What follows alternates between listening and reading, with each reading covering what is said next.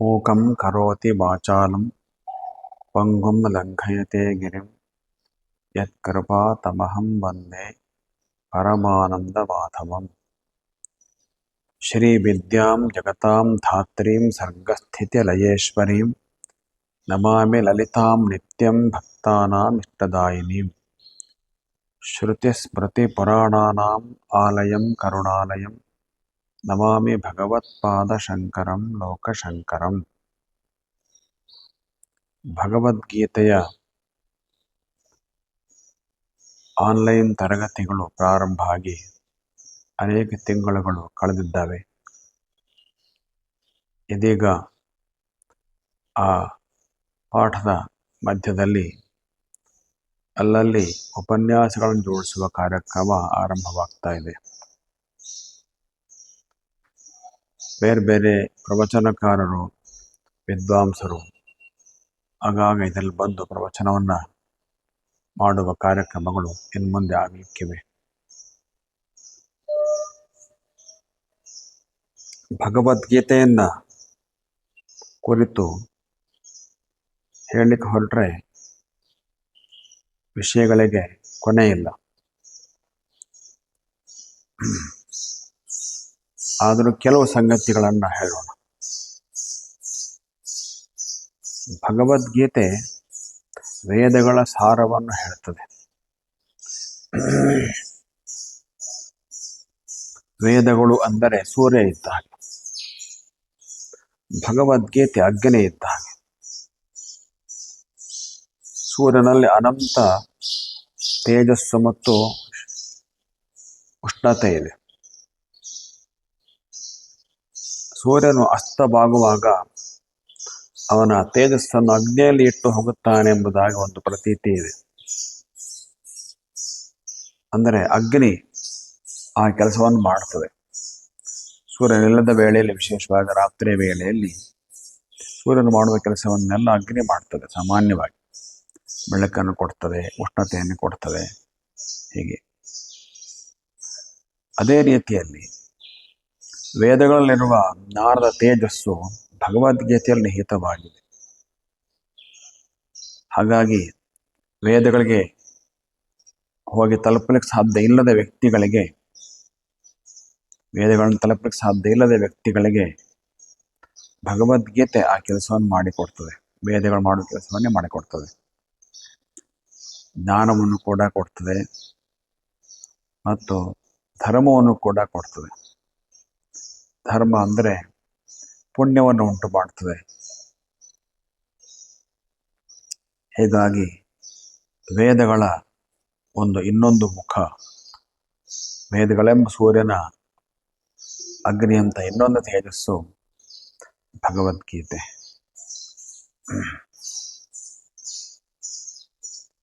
ಭಗವದ್ಗೀತೆಯಲ್ಲಿ ಬರುವ ವಿಷಯಗಳು ಧರ್ಮಾಚರಣೆಯ ತಿರುಳಿನ ವಿಷಯಗಳು. ನಾವೆಲ್ಲ ಏನು ಧರ್ಮಾಚರಣೆ ಅಂತ ಹೇಳ್ತಾ ಇದ್ದೀವಿ, ನೋಡ್ತಾ ಇದ್ದೀವಿ. ಆ ಧರ್ಮಾಚರಣೆಯ ಒಳಗಿನ ತಿರುಳಿನ ವಿಷಯಗಳನ್ನು ಭಗವದ್ಗೀತೆ ಕೊಡ್ತದೆ. ನೇರವಾಗಿ ಎಲ್ಲ ಆಚರಣೆಗಳನ್ನು ಕೂಡ ಅದು ಹೇಳಕ್ಕೆ ಹೋಗೋದಿಲ್ಲ. ಹೇಳುವ ಅವಶ್ಯಕತೆ ಭಗವದ್ಗೀತೆ ಇಲ್ಲ. ಅದನ್ನು ಹೇಳುವ ಗ್ರಂಥಗಳು ಬೇರೆ ಇದ್ದಾವೆ.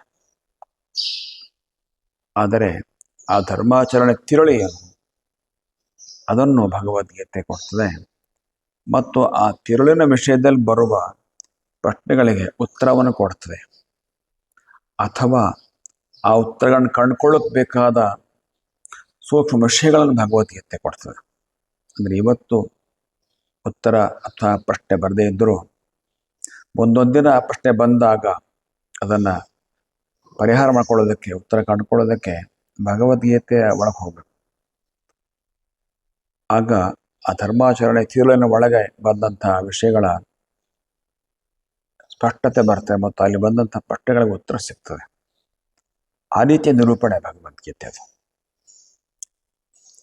ಅಧ್ಯಾತ್ಮವೇ ಧರ್ಮಾಚರಣೆಯ ತಿರುಳು. ಅಂದರೆ ಈ ಜೀವಾತ್ಮ ಹೇಗೆ ತಾನು ಉನ್ನತಿಯನ್ನು ಹೊಂದಬಹುದು. ಉನ್ನತಿ ಅಂದರೆ ಸದ್ಗತಿಯನ್ನು ಇನ್ನಷ್ಟು ಉತ್ತಮ ಸ್ಥಿತಿಯನ್ನು ಹೇಗೆ ಹೊಂದಬಹುದು ಮತ್ತು ಮೋಕ್ಷವನ್ನು ಹೇಗೆ ಹೊಂದಬಹುದು, ಇದರ ಬಗ್ಗೆ ಇರುವ ಸೂಕ್ಷ್ಮ ವಿಷಯಗಳನ್ನು ಭಗವದ್ಗೀತೆ ಕೊಡ್ತದೆ. ಈ ವಿಷಯ ಹೇಳಬೇಕಾದ್ರೆ ಇದರೊಳಗಿರುವ ತುಂಬ ಸಣ್ಣ ಸಣ್ಣ ವಿಷಯಗಳನ್ನು ಕೂಡ ಮುಟ್ಟಿ ಹೇಳಬೇಕಾಗ್ತದೆ. ಮೊದಲು ಜೀವಾತ್ಮನ ಸ್ವರೂಪ ಏನು, ಅವನು ಹೇಗೆ ಉನ್ನತಿಯನ್ನು ಹೊಂದುತ್ತಾನೆ. ಉನ್ನತಿಗೆ ಭಗವದ್ಗೀತೆ 3 ಸೋಪಾನಗಳನ್ನು ಕೊಡ್ತದೆ. ತಮೋಗುಣ, ರಜೋಗುಣ, ಸತ್ವಗುಣ ಎಂಬುದಾಗಿ. ತಮೋಗುಣದ ವಿಷಯವಾಗಿ ಎಲ್ಲ ಹೇಳ್ತದೆ. ತಾಮಸಿಕವಾದ ಶ್ರದ್ಧೆ, ತಾಮಸಿಕವಾದ ಆಹಾರ, ತಾಮಸಿಕವಾದ ದಾನ, ಹಾಗೆ ಇನ್ನೂ ಅನೇಕ. ಹಾಗೇನೆ ಅದೇ ಥರ ಎಲ್ಲವನ್ನು ರಾಜಸವಾದವನ್ನು ಕೂಡ ಹೇಳ್ತದೆ.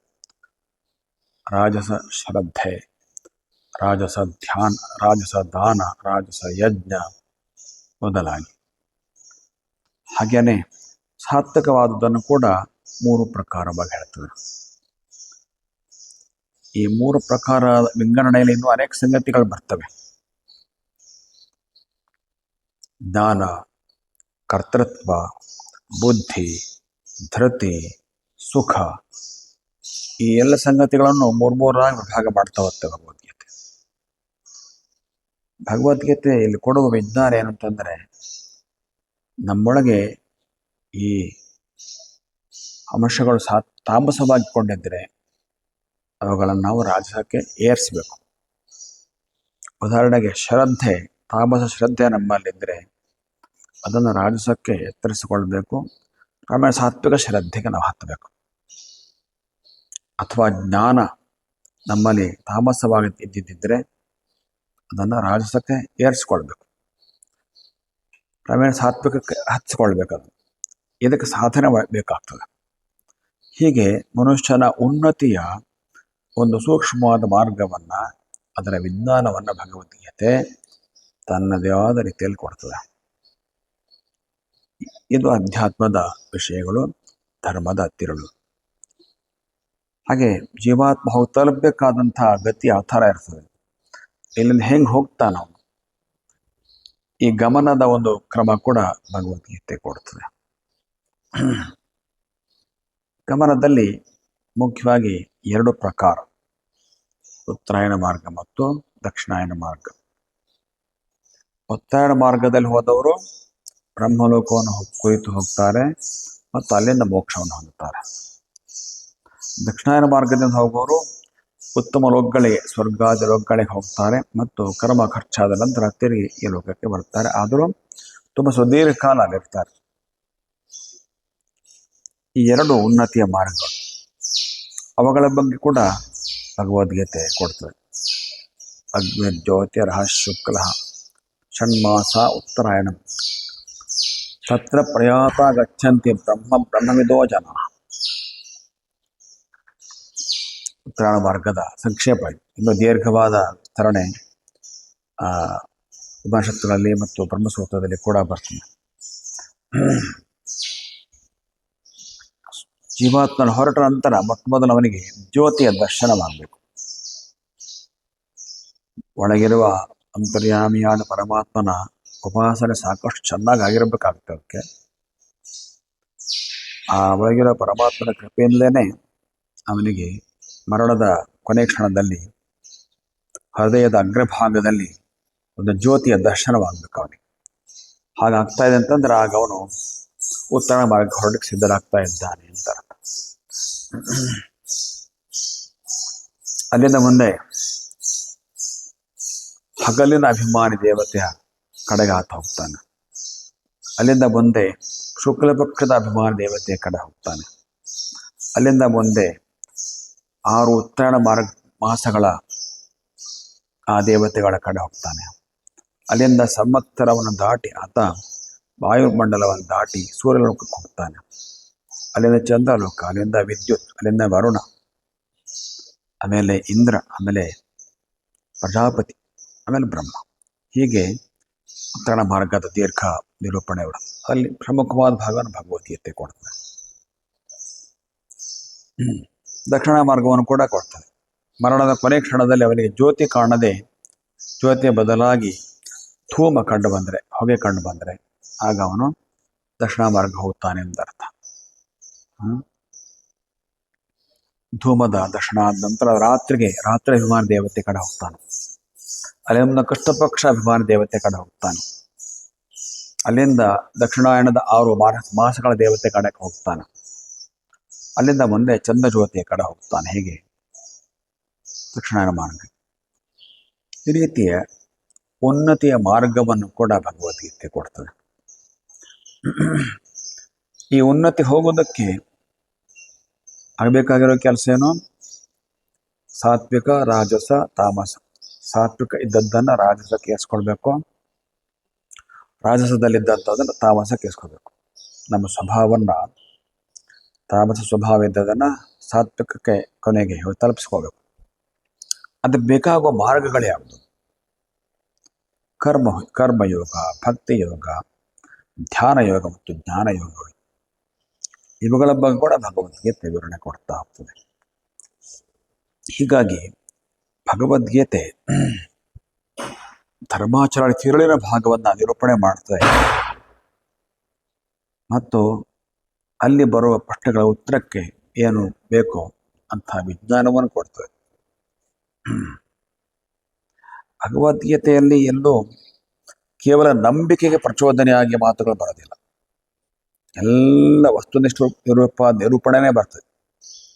ವೈಜ್ಞಾನಿಕ ನಿರೂಪಣೆ ಅಂತ ಅದನ್ನು ಹೇಳಬೇಕಾಗುತ್ತೆ.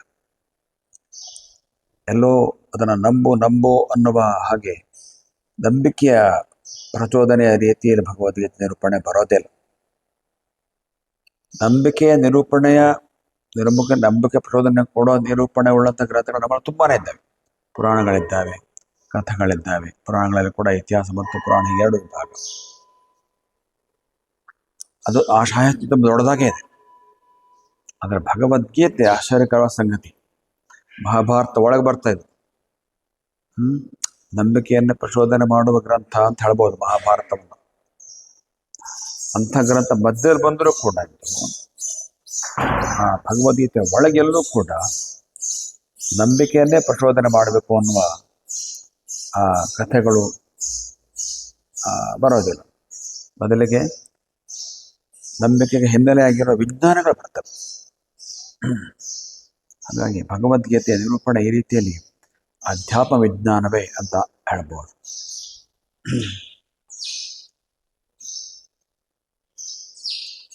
ಭಗವದ್ಗೀತೆಯನ್ನ ಮೆಚ್ಚಿಕೊಂಡವರಲ್ಲಿ 2 ವರ್ಗ ಇದೆ. ವಿಶ್ವದಾದ್ಯಂತ ತುಂಬಾ ಜನ ಭಗವದ್ಗೀತೆಯನ್ನು ಮೆಚ್ಚಿಕೊಂಡವರು ಆಗಿ ಹೋಗಿದ್ದಾರೆ, ಈಗಲೂ ಇದ್ದಾರೆ. ಆಶ್ಚರ್ಯ ಆಗಬಹುದು. ಯಾವ ಸಂಪರ್ಕದ ಕಾಲ ಇಲ್ಲದ ಸಂದರ್ಭದಲ್ಲಿ ಕೂಡ, ಸಂಪರ್ಕದ ವ್ಯವಸ್ಥೆ ಇಲ್ಲದ ಕಾಲದಲ್ಲೂ ಕೂಡ, ತುಂಬ ಅತ್ಯಂತ ಪ್ರಾಚೀನ ಕಾಲದಲ್ಲಿ ಕೂಡ ಭಗವದ್ಗೀತೆಯನ್ನು ಮೆಚ್ಚಿಕೊಂಡು ಅನೇಕ ಜನ ವಿದೇಶಿಯರು. ಆಶ್ಚರ್ಯಕರವಾದ ಸಂಗತಿ. ಈಜಿಪ್ಟು, ಗ್ರೀಕ್ ಮೊದಲಾದ ದೇಶಗಳಲ್ಲಿ ಪ್ರಾಚೀನ ಸಂಸ್ಕೃತಿ ಇತ್ತು ಅಂತ ಹೇಳಿ ನಾವು ಕೇಳ್ತೀವಿ. ಮತ್ತು ಅಲ್ಲಿ ಅನೇಕ ಜನ ತತ್ವಜ್ಞಾನಿಗಳು ಇದ್ರು ಅಂತಲೂ ಕೇಳ್ತೀವಿ. ಅವರಲ್ಲಿ ಅನೇಕರಿಗೆ ಭಗವದ್ಗೀತೆ ಬಗ್ಗೆ ಗೊತ್ತಿತ್ತು, ಭಗವದ್ಗೀತೆ ಬಗ್ಗೆ ಶ್ರದ್ಧೆ ಇತ್ತು, ಭಗವದ್ಗೀತೆ ಮೆಚ್ಚಿಕೊಂಡಿತ್ತು. ಈಗಲಂತೂ ತುಂಬ ಜನ ಇದ್ದಾರೆ. ಈಗ ವಿಶ್ವದಾದ್ಯಂತ ಭಗವದ್ಗೀತೆಯನ್ನು ಮೆಚ್ಚಿಕೊಂಡಿರೋ ಸಂಖ್ಯೆ ತುಂಬ ಹಿಂದಿನಿಂದಲೂ ಇದೆ, ಈಗಲೂ ಇದೆ. ಅವರು 2 ವರ್ಗ. ಒಂದು ಶ್ರದ್ಧೆಯಿಂದ ಭಗವದ್ಗೀತೆಯನ್ನು ನೋಡೋರು, ಇನ್ನೊಂದು ಭಗವದ್ಗೀತೆಯ ವೈಚಾರಿಕ ಸಮೃದ್ಧಿಯನ್ನು ಮೆಚ್ಚಿಕೊಳ್ಳೋರು. ಅಂದರೆ ಒಂದಷ್ಟು ಜನ ಭಗವದ್ಗೀತೆ ಬಗ್ಗೆ ಅತ್ಯಂತ ಭಕ್ತಿ, ಶ್ರದ್ಧೆ, ವಿಶ್ವಾಸ ಅಷ್ಟೇ. ಅದರ ವೈಚಾರಿಕತೆ ಗೊತ್ತಿಲ್ಲ ಅಂತಲ್ಲ, ಅವರಿಗೆ ಅದರ ಬಗ್ಗೆ ಹೆಚ್ಚು ಹೋಗೋದಿಲ್ಲ. ಇದು ಒಂದು ವರ್ಗ. ಭಗವದ್ಗೀತೆಯ ವೈಚಾರಿಕ ಆಳವನ್ನೇ ಚಿಂತನೆ ಮಾಡ್ತಾ ಬಂದವರು, ಅದು ಇನ್ನೊಂದು ವರ್ಗ. ವಿರಳವಾಗಿ ಕೆಲವರಲ್ಲಿ 2 ಇದ್ದುಕೊಂಡು ಬರ್ತದೆ. ಸಾಮಾನ್ಯವಾಗಿ 2 ವರ್ಗ. ಭಗವದ್ಗೀತೆಯ ಶ್ರದ್ಧೆಯಿಂದ ನೋಡಿರೋ ಒಂದು ವರ್ಗ ಇದೆ. ಆ ವರ್ಗವು ಕೂಡ ದೊಡ್ಡದಾಗೇ ಇದೆ. ನಮ್ಮ ದೇಶದ್ದೇ ಒಂದು ಉದಾಹರಣೆ ಹೇಳೋಣ. ಕರ್ತಾರ್ ಸಿಂಗ್ ಎಂಬ ಒಬ್ಬ ಯೋಧನ ಕಥೆ ಬರ್ತದೆ, ನಡೆದ ಘಟನೆ. ಆತ ಭಾರತ ಮತ್ತು ಚೀನಾ ದೇಶದ ನಡುವೆ ನಡೆದ ಯುದ್ಧದಲ್ಲಿ ಭಾಗವಹಿಸಿದ್ದ. ಭಗವದ್ಗೀತೆಯ ನಿಷ್ಠಾವಂತ ಭಕ್ತ ಕರ್ತಾರ್ ಸಿಂಗ್ ಎಂಬ ಸೈನಿಕ. ಯಾವಾಗಲೂ ತನ್ನ ಜೊತೆಯಲ್ಲಿ ಭಗವದ್ಗೀತೆಯಲ್ಲಿ ಇಟ್ಕೊಂಡಿರ್ತಾ ಇದ್ದ. ತನ್ನ ಜೇಬ್ನಲ್ಲಿ ಭಗವದ್ಗೀತೆ ಇಟ್ಕೋಬೇಕು ಅನ್ನೋದು ಒಂದು ನಿಷ್ಠೆ ಆಗಿತ್ತು. ಮಿಲಿಟರಿ ಅವರಿಗೆ ಒಂದು ವೇಷದ ನಿಯಮ ಇರ್ತದೆ. ಆದರೂ ಆ ಕಾಲದ ವ್ಯವಸ್ಥೆ ಅವನಿಗೆ ಭಗವದ್ಗೀತೆ ಇಟ್ಕೊಳ್ಳೋದಕ್ಕೆ ಅವಕಾಶ ಕೊಟ್ಟಿತ್ತು. ಹಾಗಾಗಿ ಆತ ತನ್ನ ಎದೆ ಮೇಲೆ, ಜೋಗಿನ ಮೇಲೆ ಭಗವದ್ಗೀತೆಯನ್ನು ಯಾವತ್ತೂ ಇಟ್ಕೊಂಡಿರ್ತಾ ಇದ್ದ. ಅದು ಹಾಳಾಗಬಾರ್ದು ಅಂತ ಹೇಳೋದಕ್ಕೊಂದು ಕಬ್ಬಣ ತಗಡಿನ ಬೈಂಡ್ ಮಾಡಿಸ್ಕೊಂಡು ಇಟ್ಕೊಂಡಿದ್ದ. ಆ ಬೈಂಡ್ ಆಗಿರುವ ಭಗವದ್ಗೀತೆಯನ್ನು ಯಾವಾಗಲೂ ತನ್ನ ಎದೆ ಮೇಲೆ, ಜೋಗಿನ ಮೇಲೆ ಇಟ್ಕೋತಿದ್ದ. ಆಗಾಗ ತೆಗೆದು ಓದ್ತಿದ್ದ, ಅದಕ್ಕೆ ನಮಸ್ಕಾರ ಮಾಡ್ತಿದ್ದ. ಯುದ್ಧ ನಡೀತಾ ಇದೆ, ಭಾರತ ಚೀನಾ ಯುದ್ಧ. ಈಗಿನ ಕಾಲದ ಯುದ್ಧ ಅಲ್ಲ, ಸ್ವಲ್ಪ ಹಳೆ ಕಾಲದ ಯುದ್ಧ. ಎದುರು ಗುಂಡಿನ ಕಾಳಗ ನಡೀತಾ ಇದೆ ಸೈನಿಕರಿಗೆ, ಎರಡು ದೇಶದ ಸೈನಿಕರಿಗೆ. ಆ ಕಾಳಗದಲ್ಲಿ ಅನೇಕ ಜನ ತೀರ್ಕೊಂಡ್ರು, ಅನೇಕ ಜನರ ಮೇಲೆ ಗುಂಡುಗಳ ಬಿದ್ದು ಗಾಯಗಳಾದವು, ಎಲ್ಲರೂ ಆದವು. ತೀವ್ರವಾದ ಕಾಳಗ ನಡೆಯಿತು, ತುಂಬಾ ಜನ ಬಿದ್ದೋದ್ರು. ಕರ್ತಾರ್ ಸಿಂಗ್ ಕೂಡ ಬಿದ್ದೋದ, ಗುಂಡಿನ ಏಟಿಗೆ ಬಿದ್ದೋದ. ಯುದ್ಧ ಗುಂಡಿನ ಮಳೆ ಶಾಂತವಾದ ನಂತರ ಸಿಬ್ಬಂದಿಗಳು ಬಂದು ಎಲ್ಲ ಶವಗಳನ್ನ ಎತ್ಕೊಂಡು ಹೋದ್ರು. ಎತ್ಕೊಂಡೋಗಿ ಆಸ್ಪತ್ರೆ ಶವಗಾದಲ್ಲೆಲ್ಲ ಸಾಲಾಗಿಟ್ರು. ಕರ್ತಾರ್ ಸಿಂಗ್ ದೇಹ ಕೂಡ ಹೋಯ್ತು. ಆಮೇಲೆ ಡಾಕ್ಟರ್ ಬಂದೆಲ್ಲ ಪರೀಕ್ಷೆ ಮಾಡಿ, ಯಾರಿಗೆ ಜೀವ ಇದೆ, ಯಾರಿಗೆ ಗಂಭೀರ ಗಾಯಗಳಾಗಿದ್ದಾವೋ, ಯಾರು ಮರಣ ಹೊಂದ್ಬಿಟ್ಟಿದ್ದಾರೆ, ಇದನ್ನೆಲ್ಲ ಪರೀಕ್ಷೆ ಮಾಡ್ತಾ ಬಂದು ಕರ್ತಾರ್ ಸಿಂಗ್ನ ದೇಹವನ್ನು ಮುತ್ತು ನೋಡಿದಾಗ ಜೀವ ಇತ್ತು. ತಕ್ಷಣ ಚಿಕಿತ್ಸೆನೆಲ್ಲ ಮಾಡಿ ಪ್ರಜ್ಞೆ ಬರುವ ಹಾಗೆ ಪ್ರಯತ್ನ ಮಾಡೋ ಪ್ರಜ್ಞೆ ಬಂತು ಕೂಡ. ಆದರೆ ಅವನು ಬಿದ್ದದ್ದು ಹೇಗೆ? ಗುಂಡೇಟು ತಾಗಿದೆ. ಗುಂಡೇಟು ಎಲ್ಲಿ ತಾಗಿದೆ ನೋಡಿ, ಅವನ ಭಗವದ್ಗೀತೆ ನಿಷ್ಠೆ ಅವನ ಮೈಗೆ ತಾಗಿರುಕೊಂಡು ಭಗವದ್ಗೀತೆಗೆ ತಾಗಿದೆ. ಅವನ ಮೈಗೆ ತಾಗಲೇ ಇಲ್ಲ. ಜೇಬಿನಲ್ಲಿ, ಎದೆ ಮೇಲೆ ಜೇಬಿನಲ್ಲಿ ಭಗವದ್ಗೀತೆ ಇತ್ತಲ್ಲ, ಅದಕ್ಕೆ ತಗಡಿನ ಬೈಂಡ್ ಇರೋದ್ರಿಂದ ಅವನಿಗೆ ಗುಂಡೇಟು ತಾಗಿದ್ರು, ಅವನು ಬಿದ್ದೋದ್ರು ಕೂಡ ಗಂಭೀರ ಸ್ವರೂಪದ ಗಾಯಗಳಾಗಲಿಲ್ಲ, ಮರಣ ಹೊಂದುವ ಪರಿಸ್ಥಿತಿ ಬರಲಿಲ್ಲ. ಕರ್ತಾರ್ ಸಿಂಗನನ್ನು ರಕ್ಷಣೆ ಮಾಡಿದ್ದು ಅವನ ಭಗವದ್ಗೀತೆ ಭಕ್ತಿ. ನೋಡಿ, ಈ ರೀತಿಯ ಭಗವದ್ಗೀತೆಯ ಭಕ್ತರು. ಹಾಗೆ ಈಜಿಪ್ಟ್ ದೇಶದ ಒಬ್ಬ ತತ್ವಜ್ಞಾನಿ, ಥೋರೋ ಅಂತ ಆತನ ಹೆಸರು. ಆತನ ಭಗವದ್ಗೀತಾ ಭಕ್ತಿ ಹೇಗಿದೆ ನೋಡಿ. ಅವನು ಚಳಿಗಾಲದ ದಿನ ಮಧ್ಯಾಹ್ನ ಹೊತ್ತು ಊಟ ಮಾಡಿ ಮನೆ ಅಂಗಳದಲ್ಲಿ ಮಂಚ ಹಾಕ್ಕೊಂಡು ಮಲಗಿದ್ದ. ಮಲಗದಲ್ಲೇ ಚೆನ್ನಾಗಿ ನಿದ್ರೆ ಬಂದ್ಬಿಟ್ಟಿದೆ, ಜೋರಾಗಿ ಕೊರದ ನಿದ್ರೆ ಮಾಡ್ತಾ ಇದ್ದಾನೆ. ಆ ವೇಳೆಯಲ್ಲಿ ಯಾರೋ ಅಂಗಳದ ಒಳಗೆ ಬಂದವರೇ ಜೋರಾಗಿ ಕೂಗ್ಕೊಂಡ್ರು. ಯಾರಿಗೋ ಏನೋ ಆಪತ್ತು ಬಂದೆ ಅಂತ ಅನಿಸೋ ಹಾಗೆ ತುಂಬ ಜೋರಾಗಿ ಕೂಗ್ಕೊಂಡ್ರು. ಥೋರನಿಗೆ ಎಚ್ಚರಾಗಿ ಯಾಕೆ ಏನು ಕೂಗ್ತಾ ಇದೆ, ಏನಾಯ್ತು ನನಗೆ ಅಂದ್ರೆ, ನನಗೇನಾಗಿಲ್ಲ ಸ್ವಾಮಿ, ನೋಡಿ ನಿಮ್ಮ ಮಂಚದ ಕೆಳಗೆ ಏನಿದೆ ಅಂತ. ಮಂಚದ ಕೆಳಗೆ ಏನಿದೆ? ಮಂಚದ ಕೆಳಗೆ ಹಾವು ಚೇಳುಗಳು ಓಡಾಡ್ತಾ ಇದ್ದಾವೆ. ಅಲ್ಲ ಸ್ವಾಮಿ, ಈ ಹಾವು ಚೇಳು ಕೆಳಗೆ ಮಲಗಿದ್ದ ಏನಾದರೂ ಒಂದು ಕಚ್ಚದ ಏನು ಗತಿ? ಅಯ್ಯೋ, ಅಷ್ಟಕ್ಕಿಷ್ಟೆಲ್ಲ ಹೇಳ್ತೀಯ ನೀನು, ಇವು ನಾ ಮಲಗೋಕ್ಕಿಂತ ಮುಂಚೆನೂ ಇದ್ವು ಅಂತ ಹೇಳ್ದ ಥೋರು.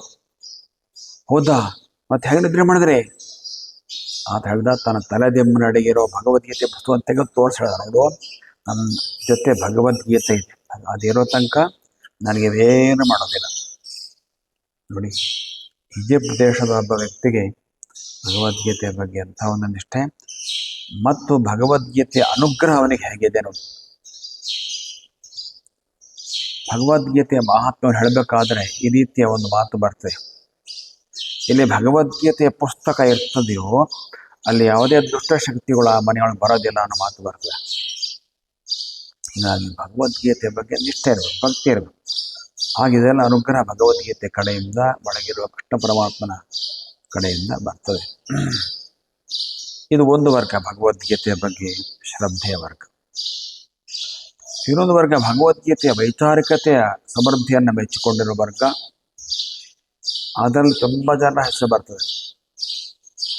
ಭಗವಾನ್ ಆದಿಶಂಕರಾಚಾರ್ಯರಿಂದ ಆರಂಭ ಮಾಡಿ ಇತ್ತೀಚಿನ ಬಗ್ಗೆ ಗಾಂಧೀಜಿಯವರೆಗೆ ತುಂಬ ಅದರಲ್ಲಿ ವ್ಯಕ್ತಿಗಳು ಆಗಿ ಹೋಗಿದ್ದಾರೆ. ಶ್ರೀ ಶಂಕರಾಚಾರ್ಯರು ಭಗವದ್ಗೀತೆಯ ಮುಖ್ಯ ವಿಷಯ ಜ್ಞಾನ ಎಂಬುದಾಗಿ ಹೇಳ್ತಾರೆ. ಗಾಂಧೀಜಿಯವರು ಭಗವದ್ಗೀತೆಯ ಮುಖ್ಯ ವಿಷಯ ಕರ್ಮ ಎಂಬುದಾಗಿ ಹೇಳ್ತಾರೆ. ಕರ್ಮ ಅಥವಾ ಕರ್ಮಯೋಗ, ನಿಷ್ಕಾಮ ಕರ್ಮಯೋಗ. ಜ್ಞಾನವೇ ಪ್ರಧಾನ ಎಂಬುದಾಗಿ ಶಂಕರ ಭಗವತ್ಪಾದರ ನಿರೂಪಣೆ. ಭಗವಂತನ ಮಾತುಗಳನ್ನು ಗಮನಿಸಿದಾಗ ಅದಕ್ಕೆ ಸಾಕಷ್ಟು ಪುರಾವೆಗಳು ಸಿಗ್ತವೆ. ಅರ್ಜುನಿಗೆ ಖಿನ್ನನಾಗಿರೋ ಅರ್ಜುನಿಗೆ ಮೊಟ್ಟ ಮೊದಲು ಹೇಳಿದ್ದೇನೋ, ಶೋಚಾನ್ ಅನ್ವ ಶೋಚಸ್ತ್ವಂ. ಯಾರನ್ನ ಕುರಿತು ಅಳಬಾರ್ದು ಅಂಥವ್ರ ಕುರಿತು ಅಳಿತಾ ಇದ್ದೆ. ವ್ಯರ್ಥವಾದ ಅಳುವಿಕೆ ನಿನ್ನದು. ಯಾಕೆ? ವಸ್ತುಸ್ಥಿತಿಯೇನೋ, ನತ್ವೇ ವಾಹಂ ಜಾತು ನಾಸಂ ನತ್ವಂ ನೇಮೇ ಜನಾಧಿಪಾ ನಜಯೋ ನ ಭವಿಷ್ಯಾಮ ಸರ್ವೇ ಭಯ ಮತಃ ಪರಂ. ನಮ್ಮೆಲ್ಲರ ವಸ್ತುಸ್ಥಿತಿಯನ್ನು ಅರಿತುಕೋ. ನಾವ್ಯಾರು ಶರೀರಕ್ಕೆ ಸೀಮಿತರಲ್ಲ. ಶರೀರ ಹುಟ್ಟೋಕ್ಕಿಂತ ಮುಂಚೆಯೂ ಇದ್ವಿ. ಶರೀರ ಬಿದ್ದೋದ ನಂತರ ನಾವೆಲ್ಲ ಇರಲಿಕ್ಕಿದ್ದೀವಿ. ಅಂದರೆ ಶರೀರವೇ ನಾವಲ್ಲ. ನಮ್ಮ ವಸ್ತುಸ್ಥಿತಿ ಬೇರೆ ಇದೆ. ನಮ್ಮೆಲ್ಲರ ವಸ್ತುಸ್ಥಿತಿ ಬೇರೆ ಇದೆ. ಎಲ್ಲ ಆತ್ಮಗಳಿಗೂ ಈ ಮಾತನ್ನು ಆಗುತ್ತೆ. ಈ ರೀತಿಯಲ್ಲಿ ಆತ್ಮದ ವಸ್ತುಸ್ಥಿತಿಯನ್ನು ಇಟ್ಕೊಂಡು ನಿರೂಪಣೆ ಶುರುವಾಗುತ್ತೆ ಭಗವದ್ಗೀತೆಯಲ್ಲಿ. ಆತ್ಮದ ವಸ್ತುಸ್ಥಿತಿಯ ಅರಿವೇ ಜ್ಞಾನ. ಅಜ್ಞಾನ ಅಂದರೆ ವಸ್ತುಸ್ಥಿತಿಯ ತಪ್ಪಾದ ಅರಿವು ಅಥವಾ ವಸ್ತುಸ್ಥಿತಿ ಅರಿವಿಲ್ಲದೆ ಇರಬೇಕು. ಈ ಅಜ್ಞಾನವನ್ನು ಹೋಗಲಾಡಿಸುವಂಥ ಪ್ರಯತ್ನ ಆರಂಭದಿಂದ ಶುರುವಾಗುತ್ತೆ ಭಗವದ್ಗೀತೆಯಲ್ಲಿ. ಹಾಗೆ ಕಟ್ಟಗಳ ಮುಕ್ತಿ ಆಗಬೇಕಾದ್ರೂ ಕೂಡ ಇತಿಥೇ ಜ್ಞಾನವಾಖ್ಯಾತಂ ಗುಹ್ಯಾತ್ ಗುಹ್ಯತರಂ ಮಯ ವಿಮರ್ಶಯಿತ ದಶೇಷೇಣ ಯಥೇಚ್ಛತಿ ತಥಾ ಕುರು ಅಂತ ಹೇಳ್ತಾನೆ. ಅಂದರೆ ಈ ತನಕ ನಾನು ನಿನಗೆ ಜ್ಞಾನವನ್ನು ಹೇಳಿದ್ದೇನೆ ಅಂತ ಹೇಳ್ತಾನೆ. ಈ ರೀತಿಯ ಜ್ಞಾನದ ಬಗ್ಗೆ ಪುರಾವೆಗಳು ಭಗವದ್ಗೀತೆಯಲ್ಲಿ ಒಂದಕ್ಕೂ ತುಂಬ ಕಡೆಯಲ್ಲೇ ಸಿಗ್ತದಾದ್ದರಿಂದ ಶಂಕರ ಭಗವತ್ಪಾದರ ಪ್ರತಿಪಾದನೆಯಲ್ಲಿ ಅತ್ಯಂತ ಶಕ್ತಿ ಇದೆ. ಅದಕ್ಕೆ ಪೋಷಕ ಅಂಶಗಳು ಭಗವದ್ಗೀತೆಯಲ್ಲಿ ತುಂಬಾ ಇದೆ. ಹಾಗೆ ಗಾಂಧೀಜಿಯವರು ತುಂಬ ಜನ ಇದ್ದಾರೆ. ನಿಮಗೆ ಎರಡು ಉದಾಹರಣೆ ಕೊಡೋಣ. ಗಾಂಧೀಜಿಯವರು ಅವರು ಕೂಡ ಭಗವದ್ಗೀತೆಯನ್ನು ಚೆನ್ನಾಗಿ ಅರಿತವರು. ತನ್ನ ಕೈಯಲ್ಲಿ ಯಾವಾಗಲೂ ಭಗವದ್ಗೀತೆ ಪುಸ್ತಕ ಹಿಡ್ಕೊಂಡೇ ಇರ್ತಾ ಇದ್ದರು. ಅವರ ಅಭಿಪ್ರಾಯದಲ್ಲಿ ಭಗವದ್ಗೀತೆಯ ಮುಖ್ಯ ವಿಷಯ ನಿಷ್ಕಾಮ ಕರ್ಮಯೋಗ ಅಂತ. ಇದಕ್ಕೂ ಸಾಕಷ್ಟು ಪುರಾವೆಗಳು ಭಗವದ್ಗೀತೆಯಲ್ಲಿ ಸಿಗ್ತದೆ. ಭಗವಂತ ಆಗಾಗ ಕುರು ಕರ್ಮೈವ ತಸ್ಮಾತ್ವಂ ತಸ್ಮಾದುತ್ತಿಷ್ಠ ಕೌಂತೆಯ ಯುದ್ಧಾಯ ಕರ್ತನಿಶ್ಚಯ.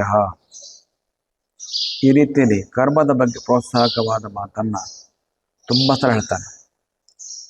ಈ ಮಾತು ಆರಂಭದಿಂದಲೇ 2ನೇ ಅಧ್ಯಾಯದಿಂದ ಬಂದು ಕೊನೆ 18ನೇ ಅಧ್ಯಾಯದಲ್ಲೂ ಕೂಡ ಇಂಥ ಮಾತುಗಳಿದ್ದಾವೆ.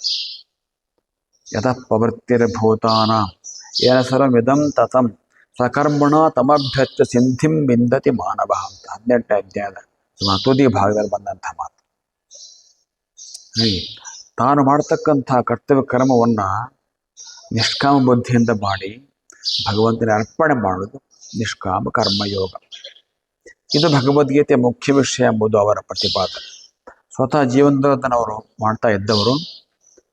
ಅದಕ್ಕೆ ಕಾರಣ ಭಗವದ್ಗೀತೆನೇ. ಅವರ ಮಾತು ಹೇಗಿದೆ ಅಂತಂದರೆ, ಸೂರ್ಯಮಂಡಲದಲ್ಲಿ ಸೂರ್ಯನ ಸುತ್ತ ಉಳಿದೆಲ್ಲ ಗ್ರಹಗಳು ಉಪಗ್ರಹಗಳು ಎಲ್ಲ ಸುತ್ತಾ ಇರ್ತವೆ. ಹಾಗೆ ಭಗವದ್ಗೀತೆಯಲ್ಲಿ ನಿಷ್ಕಾಮ ಕರ್ಮಯೋಗ ಮುಖ್ಯ ವಿಷಯ. ಅದರ ಸುತ್ತ ಉಳಿದ ಬೇರೆ ಬೇರೆ ವಿಷಯಗಳು ಸುತ್ತಾ ಇರ್ತವೆ. ಉಳಿದ ಭಕ್ತಿ, ಜ್ಞಾನ ಇತ್ಯಾದಿ ಏನಾರ ವಿಷಯಗಳು ಬರ್ತವೆ ಭಗವದ್ಗೀತೆ. ಇವೆಲ್ಲವೂ ಮುಖ್ಯ ಹೋಗಿ ನಿಲ್ಲೋದು ಕೊನೆಯಲ್ಲಿ ನಿಷ್ಕಾಮ ಕರ್ಮಯೋಗದಲ್ಲಿ ಅಂತವರ ಪ್ರತಿಪಾದನೆ.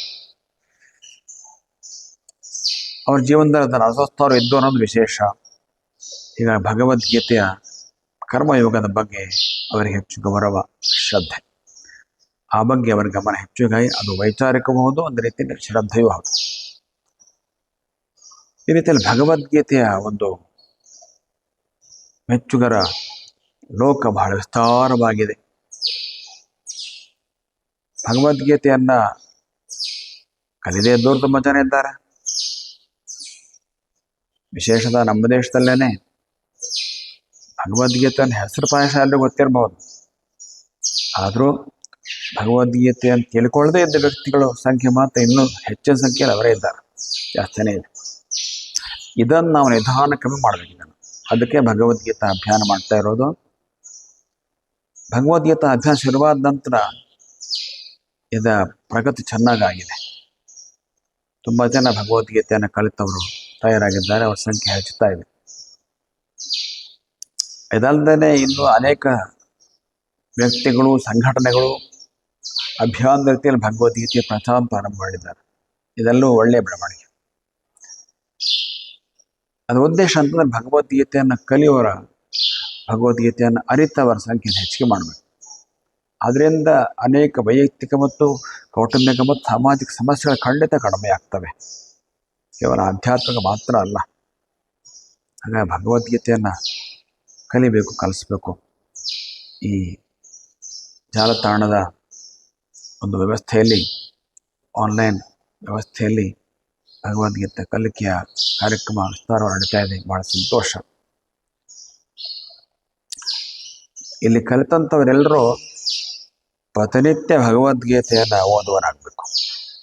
ಕಲಿತು ಮುಗಿದ ನಂತರವೂ ನಿತ್ಯವೂ ಓದುವರಾಗಬೇಕು. ಯಾಕೆ ಅಂತಂದರೆ ನಿತ್ಯ ಓದೋದ್ರಿಂದ ಅನೇಕ ಪ್ರಯೋಜನಗಳಿದ್ದಾವೆ. ಒಂದು ಉದಾಹರಣೆ, ಒಂದೇ ದೇವರನ್ನು ದಿನಾಲೂ ಪೂಜೆ ಮಾಡ್ತೀವಿ, ಅನೇಕ ವರ್ಷಗಳ ಕಾಲ ಅಥವಾ ಜೀವನ ಪರ್ಯಂತ. ಹಾಗೆ ಒಂದೇ ದೇವರನ್ನು ಪೂಜೆ ಮಾಡೋದ್ರಿಂದಲೂ ಪ್ರಯೋಜನ ಇದೆ. ಏನು? ವಿಶೇಷ ಸಂದರ್ಭಗಳು ಬಂದಾಗ ಅದೇ ದೇವರಲ್ಲಿ ನಮಗೆ ವಿಶೇಷ ಅನುಭವಗಳಾಗ್ತವೆ. ಅವನ ಸಾನ್ನಿಧ್ಯದ ಅರಿವಾಗ್ತದೆ, ಅವನು ಅನುಗ್ರಹಿಸೋದು ಗೊತ್ತಾಗ್ತದೆ, ಮನಸ್ಸಿಗೆ ಅವ್ಯಕ್ತ ಆನಂದ ಆಗ್ತದೆ, ಶಕ್ತಿ ಬರ್ತದೆ, ಉತ್ಸಾಹ ಬರ್ತದೆ, ಅನುಭವಿಸ್ತಾ ಇರೋ ಸಮಸ್ಯೆಗಳು ಕಡಿಮೆ ಆಗ್ತವೆ. ಹೀಗೆ ಅನೇಕ ಅನುಭವಗಳು ದಿನಾಲೂ ಅಲ್ಲದೆ ಇದ್ದರೂ ಆಗೊಮ್ಮೆ ಈಗೊಮ್ಮೆ ಆಗ್ತದೆ. ಯಾವಾಗ ಆಗುತ್ತೆ? ಆ ಸಂದರ್ಭ ಬಂದಾಗ ನಮ್ಮ ಮನಸ್ಸಿನ ಹೆಚ್ಚಿಗೆ ಭಕ್ತಿ ಬರ್ತದೆ. ಆ ರೀತಿಯ ಸನ್ನಿವೇಶಗಳು ಮನಸ್ಸಿನಲ್ಲಿ ತುಂಬಿಕೊಂಡಿದ್ದಾಗ, ಸಮಸ್ಯೆಗಳು ತುಂಬಿಕೊಂಡಿದ್ದಾಗ ದೇವರ ಹತ್ರ ಹೋದರೆ ಹೆಚ್ಚು ಭಕ್ತಿ ಬರ್ತದೆ. ಆ ದಿನ ಹೆಚ್ಚಿಗೆ ಅನುಗ್ರಹ ದೊರೆಯುತ್ತದೆ. ಬಟ್ ಸಂದರ್ಭ ವಿಶೇಷ ಬಂದಾಗ ದೇವರ ಅನುಗ್ರಹ ವಿಶೇಷ ಆಗ್ತದೆ. ಅದೇ ಥರ ನಿತ್ಯ ಭಗವದ್ಗೀತೆ ಓದ್ತಾ ಇದ್ದರೆ, ನಿತ್ಯವೂ ಅಲ್ಲದೆ ಹೋದರೂ ವಿಶೇಷ ಸಂದರ್ಭಗಳು ಬಂದಾಗ ನಮಗೆ ವಿಶೇಷ ಸ್ಫುರಣೆಗಳಾಗ್ತವೆ ಭಗವದ್ಗೀತೆಯಿಂದ. ನಮ್ಮ ಜೀವನದಲ್ಲಿ ಇರುವ ಅನುಭವಗಳ ಆಧಾರದ ಮೇಲೆ ನಾವು ಓದ್ತಾ ಇರ್ತೀವಲ್ಲ, ಆ ಅನುಭವಗಳ ಎಲ್ಲೋ ಒಂದು ಕಡೆ ಸಮಸ್ಯೆಗಳು ಅಥವಾ ಪ್ರಶ್ನೆಗಳು ಬಂದಿರ್ತಾವಲ್ಲ, ಆ ಹಿಂದೆಲ್ಲ ನಾವು ಓದ್ತಾ ಇದ್ರೆ ಯಾವತ್ತೂ ಒಂದೇ ಅದಕ್ಕೆ ಸ್ಫುರಣೆ ಆಗುತ್ತೆ, ಉತ್ತರ ಬರ್ತದೆ. ನಿತ್ಯ ಓದುವ ರೂಢಿಯನ್ನು ಮಾಡ್ಕೋಬೇಕು. ಆಗಲೇ ಭಗವದ್ಗೀತೆಯ ಒಂದು ಅನುಸರಣೆ ಗಟ್ಟಿಯಾದಂಗೆ ಆಗ್ತದೆ, ಭಗವದ್ಗೀತೆಯ ಉದ್ದೇಶಕ್ಕೆ ಈಡಾದಂಗೆ ಆಗ್ತದೆ. ಅದಕ್ಕೆ ಆ ರೂಢಿ ಎಲ್ಲರಿಗೂ ಬರಲಿ. ಈ ಒಂದು ಆನ್ಲೈನ್ ತರಗತಿಗಳು ಹೆಚ್ಚು ಜನರಿಗೆ ತಲುಪುವ ಮೂಲಕ ಯಶಸ್ವಿಯಾಗಲಿ. ವಿಶೇಷತಃ ಅದರ ಮಧ್ಯೆ ನಡೆಯುವ ಈ ಉಪನ್ಯಾಸ ಮಾಲಿಕೆ ಕೂಡ ಹೆಚ್ಚು ಯಶಸ್ವಿಯಾಗಿ ನೆರವೇರಲಿ ಎಂಬುದಾಗಿ ಹಾರೈಸಿ ಮಾತಿಗೆ ಪೂರ್ಣ ವಿರಾಮ ಬಿಡ್ತೇನೆ. ಲೋಕಾಃ ಸಮಸ್ತಾಃ ಸುಖಿನೋ ಭವಂತು. ನಾರಾಯಣ ನಾರಾಯಣ ನಾರಾಯಣ.